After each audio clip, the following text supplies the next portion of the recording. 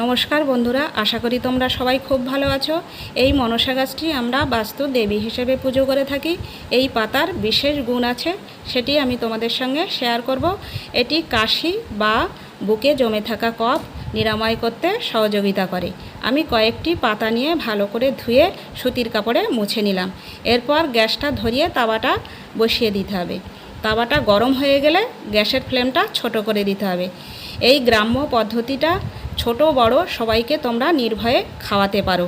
এবার পাতাটা ভালো করে উল্টে পাল্টে সেঁকে নরম করে নিতে হবে। আমার বোনের কাশি হয়েছে, এটা আমি ওর জন্য বানাচ্ছি, তাই ভাবলাম তোমাদের সঙ্গে শেয়ার করি। এটা পাতাটা একটু টকচি লাগে, সামান্য লবণ দিয়ে ভালো করে হাতে চেপে রসটা বের করে সকাল বিকাল খাওয়ালে কাশিতে ভালো উপশম দেয়। এই টোটকাটি যদি তোমরা কেউ জেনে থাকো অবশ্যই লাইক কমেন্ট করে আমাদের জানাবে। ধন্যবাদ, ভালো থাকবে।